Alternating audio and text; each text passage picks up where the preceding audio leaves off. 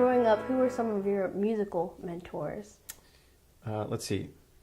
Mentors of mine. An early, well, okay, there's sort of two kinds of mentors for me. There are the mentors who are mentors on record, who I didn't necessarily know, but whose music I listened to a lot. And then there were the mentors with whom I studied.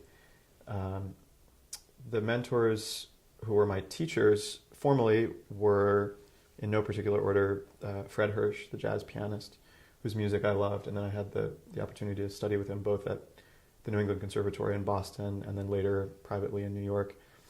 And he was a really interesting musician because he sort of stood out in the jazz world for taking the idea of voice leading and counterpoint and applying that to jazz piano, and the idea that you can really reduce improvisation or expand improvisation to a kind of study of counterpoint and playing where you're improvising one voice in the right hand, one voice in the left hand, playing with different note values where you start with something very simple where you're just playing quarter notes in the right hand and whole notes in the left hand, and then more and more sort of sophisticated studies, but always trying to isolate elements. Something that I really took away from him as an improviser was the idea that you can't work on everything at once, and you should really strive to isolate these elements. I guess the other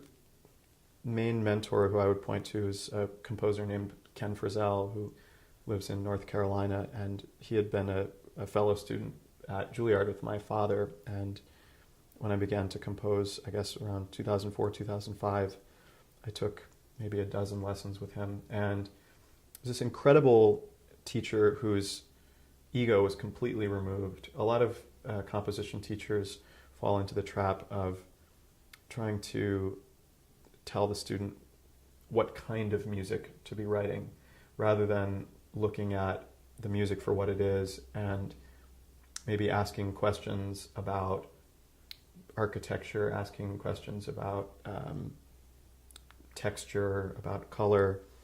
And Ken would very rarely make a judgment. He would ask a question which would lead me to make the judgment.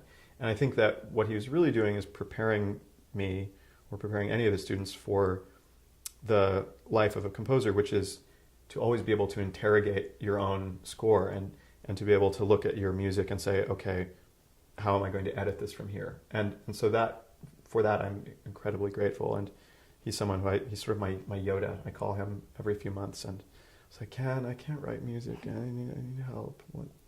What should I do? And he's always very encouraging. And then I have friends and colleagues who are fellow musicians around my age, from whom I learn a lot and continue to learn. I guess one of the big ones as a teenager when I was really into jazz was the pianist Brad Mehldau, who was also a student of Fred Hirsch. And he was really interested also in the idea of merging a kind of late romantic classical tradition with improvisation.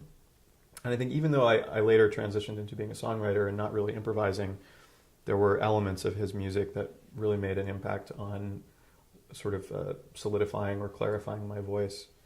And this is, of course, not to speak of all of the great dead composers whose music I learned so much from and whose scores I learned so much from.